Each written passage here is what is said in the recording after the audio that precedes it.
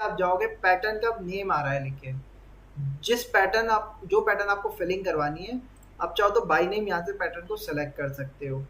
But मैं generally display से check करता हूँ, तो उसके लिए इसके साइड में आप देखोगे एक स्क्वायर बॉक्स बन के आ रहा है। इस बॉक्स पे आप क्लिक करो। यहाँ पे सबसे पहला ANSI मोड होता है, अमेरिकन स्टैंडर्ड। इसके कुछ पैटर्न फिल हुए बाद दिखा रहा है। ISO में जाएंगे, कुछ और पैटर्न दिखाएगा। इसके बाद अदर प्रेफरेंसेस में जाएंगे तो यहाँ पे आपके मल्टीपल पैटर्न्स आएंगे। अब सॉलिड में क्या होगा, एक ही कलर फिल हो जाएगा। मुझे हल्की सी ट्रांसल्यूसेंस भी चाहिए, क्योंकि मुझे लाइट भी दिखानी है, अभी कॉब लाइट भी दिखानी है। तो ऐसा करने के लिए मैं ट्रांसल्यूसेंट टाइप का ऑब्जेक्ट लूंगा। तो उसके लिए मैंने यहाँ से सैंड मिल रहा है, मैंने सैंड मटेरियल को लिया, ओके किया, ठीक। इसका कलर आप चाहो तो यही रख सकते हो, मैं कलर चेंज कर देता हूँ। मैंने कलर ले लिया कुछ इस टाइप से, ब्राउनिश। अब आप एक तरीका क्या है, यहाँ पे ऑप्शन होता है ऐड पिक पॉइंट। आप ऐड पिक पॉइंट में जाओ। अब जिस एरिया पे माउस को मैं मूव कर रहा हूँ, आप देख सकते हो वो क्या कर रहा है, ऑटोमेटिकली एरिया को क्या कर देता है, फिल कर रहा है। अब मुझे कहाँ फिल करवाना है, लेकिन बेड के ऊपर भी तो आएगी। तो अब ऐसे फिल करवाऊंगा तो यहाँ पे मुझे बहुत टाइम लग जाएगा। फिलहाल मैं यहाँ पे फिल करके आपको बताया दूँ कैसे फिलिंग होती है। इंटरनल रीजन पे जाना है, क्लिक कर दिया, फिल हो गया, एंटर कर दिया। उसने क्या किया, उस पर्टिकुलर रीजन को उस हैच से क्या कर दिया, फिल कर दिया। लेकिन अब यहाँ पे मुझे फिलिंग जो करनी है वो किस में करनी है, इस वाले रेक्टेंगल के बाहर और इस रेक्टेंगल के अंदर। क्योंकि ऊपर सीलिंग लेआउट, तो सीलिंग तो ऊपर होगी ना, डोर नीचे होगा, तो प्लेटफॉर्म तो ऊपर भी बना हुआ ही होगा। जैसे यहाँ पे आप देखोगे, यहाँ पे आने के डोर वगैरह है या कुछ भी चीज होगी।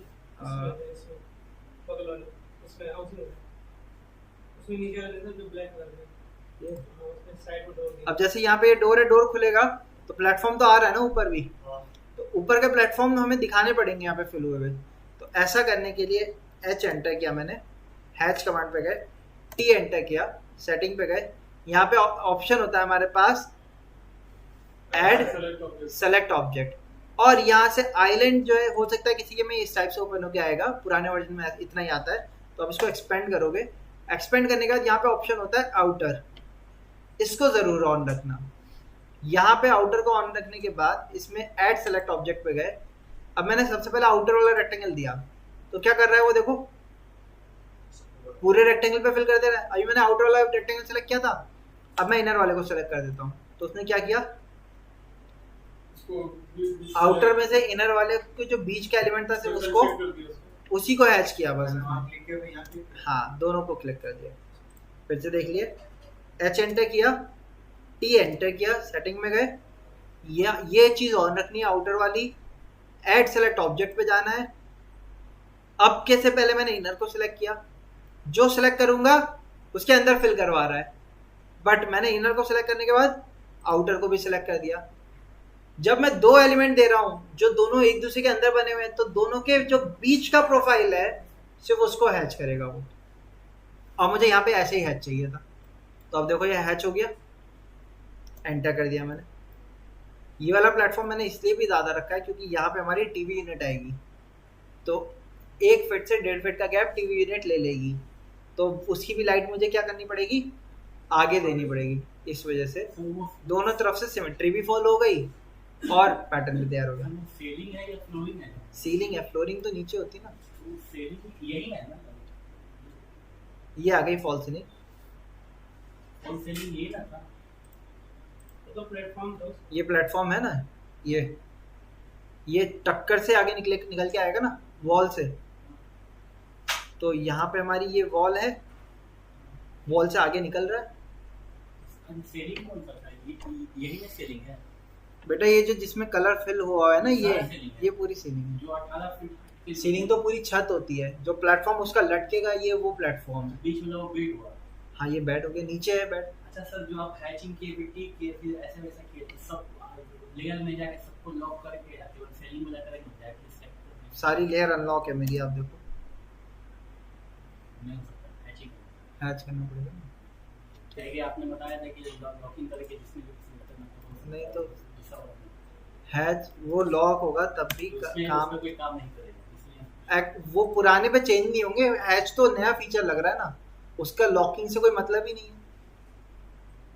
अच्छा, अब मुझे इसके चारों तरफ क्या देनी है? इसके चारों तरफ राइट्स सबसे पहले ये देते हैं ये शेड शेड, ये कहलाती है कॉब लाइट, अभी बताया था मैंने। ठीक है, कॉब लाइट जो होगी वो इसकी बाउंड्री से 4 इंच से 6 इंच अंदर रखी जाती है, क्योंकि हमें एलईडी लाइट दिखती नहीं है, खाली क्या दिखता है? उसकी थ्रो दिखती है, या लाइट भी दिखती है, मतलब सर लगता है कि हाँ वहाँ पे कुछ है, हाँ। दिखता तो नहीं है। नहीं। तो क्यों नहीं दिखता है? क्योंकि वो अंदर होता है, हाइड होता है। हाँ हाइड अवे होता है, एक्सपोज नहीं होता। तो हाइड अवे कितना अंदर होगा?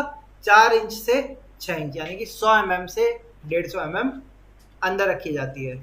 ज्यादा भी नहीं रखते क्योंकि उसकी थ्रो फिर बाहर नहीं आएगी, और कम रखेंगे तो फिर वो दिखेगी, थ्रो एलिमेंट पे ना पड़ के सराउंडिंग में फैलेगी। फिर जैसे लाइट है, ये लाइट की थ्रो नहीं दिखती है, इससे हमारी एम्बियंस लाइटिंग आ रही है, अलग बाकी सारी चीजें दिख रही हैं, लेकिन लाइट की थ्रो नहीं दिखती हमें, क्योंकि ये क्या होती है, लाइट जो है स्ट्राइक जो है इतनी डिस्टेंस पे कर रही है कि वो अपनी थ्रो को एग्जैजरेट नहीं कर पा रही। तो इसीलिए हमें लाइट्स को वॉल पे, सीलिंग पे जब बनाते हैं तो सीलिंग में क्या होता है, 4 इंच से 6 इंच का एक प्रॉपर डिस्टेंस होता है जिसपे लाइट की थ्रो, बीम की थ्रो में देखने को मिलती है, या फिर हमारी हाई बीम लाइट हो तब देखने को मिलती है। जैसे कार्स में बॉटम में लगते हैं ना हमारे, यार आपने टॉर्च देखी है? टॉर्च की क्या होती है, हाई हाई जो हाई इंटेंसिटी टॉर्च लाइट होती है उसकी बीम दिखती है अलग से हमें। या डीजे वगैरह की लाइट आपने देखी होगी, उनमें लाइट की थ्रो जो होती है वो अलग से दिखती है, क्योंकि वो हाई इंटेंसिटी लाइट होती है। जैसे लेजर लाइट हो गई ना, उसकी बीम दिखती है हमें, हाँ वही बीम ऑफ लाइट। तो इतनी हाई इंटेंसिटी की लाइट लगाने जाऊंगा तो इतनी वोल्टेज खा जाएगी, और वो सिर्फ क्या है, सिर्फ एम्बियंस को अच्छा करने के लिए ही तो है, इसीलिए डिस्टेंस का रोल प्लेयर मेजर रहता है। तो अब मुझे इसको 4 इंच या 6 इंच अंदर रखना है, तो मैं कॉब लाइट के लिए क्या कर रहा हूँ, लाइट आ गई। अब लाइट किसका पार्ट हो गया? इलेक्ट्रिकल का पार्ट हो गया ना। तो लेयर पे गए, न्यू लेयर पे गए, ठीक, न्यू लेयर पे जाने के बाद $E_, अब इलेक्ट्रिकल में 2 मेजर फील्ड रहती हैं, एक कहलाती है लाइटिंग, दूसरी कहलाती है पावर। तो ये किसके अंदर जाएगा? इलेक्ट्रिकल में 2 फील्ड हैं, लाइटिंग और पावर। लाइटिंग दो होती हैं फील्ड, लाइटिंग और पावर। पावर में क्या रहेगा? वायर आएगी, सॉकेट्स आएंगे, स्विचेस आएंगे, और फिक्चर्स किस में जाएंगे? लाइटिंग फिक्चर्स में, लाइटिंग फिक्चर चले जाएंगे। इलेक्ट्रिकल फिक्चर्स में बाकी फिक्चर जैसे कि फैन हो गया, गीजर हो गया, एसी यूनिट हो गया, कंड्यूट उसमें जाएंगे पावर के अंदर, ठीक है। तो E_,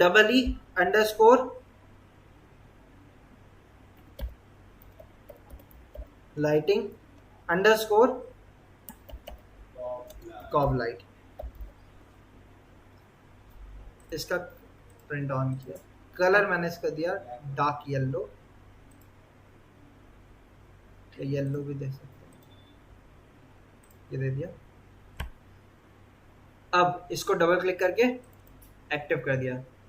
मुझे क्या करना है, ये आउटर एज ये आ रही है, इसी से तो 4 इंच से 6 इंच अंदर लगेगा ना, तो मैं इसको ऑफसेट कर देता हूँ 6 इंच या 4 इंच कर देता हूँ। अब लेकिन क्योंकि मैंने पहले वाली लेयर लाइन से ही ऑफसेट किया, तो ये जो इसके 4 इंच ऑफसेट हुआ वो पुरानी वाली लेयर में जाएगा ना, न्यू लेयर में तो जाएगा नहीं। न्यू लेयर के लिए मुझे इसको ट्रांसफॉर्म करना होगा। ट्रांसफॉर्म करने के लिए आप ऑब्जेक्ट को सेलेक्ट करो, PR एंटर करो, और यहाँ से लेयर ये मैंने चेंज कर दी किसमें, लाइटिंग शाइन, हाँ जी। अब लेकिन कॉब लाइट जो होती है इतनी पतली सी लाइन की स्ट्रिप तो दिखेगी नहीं मुझे। इसको प्रॉपर देखने के लिए क्या करेंगे, मैंने वापस से इस लाइन को सिलेक्ट किया, यहाँ पे एक टूल होता है क्विक प्रॉपर्टीज, इसको ऑन कर लेंगे। ये मैंने रेक्टेंगल बना हुआ है, पॉलीलाइन है ना, पॉलीलाइन पे जाके आप इसको ग्लोबल विड्थ दे दो, सपोज 1 इंच की दे देता हूँ मैं। ये हमारी लाइट की स्ट्रिप आ गई, ठीक है। ये जो आपने इसका विड्थ चेंज किया, हाँ, ये स्पेशल लाइन में भी कर सकते हैं? नहीं, पॉलीलाइन में। आप पॉलीलाइन में कन्वर्ट करोगे फिर चेंज करोगे। जैसे हमने रोड मैप बनाया था ना, और मुझे रोड की थिकनेस दिखानी है, तो पॉली लाइन मैंने आपसे क्यों बनवाया था, ताकि पॉली लाइन को जाके सेलेक्ट करेंगे, ग्लोबल वर्ड में जाएंगे, ग्लोबल वर्ड दे देंगे, एक बार में पूरे रोड तैयार हो जाएंगे। लाइन वेट अलग चीज हो गई। लाइन वेट जो होता है वो प्रिंट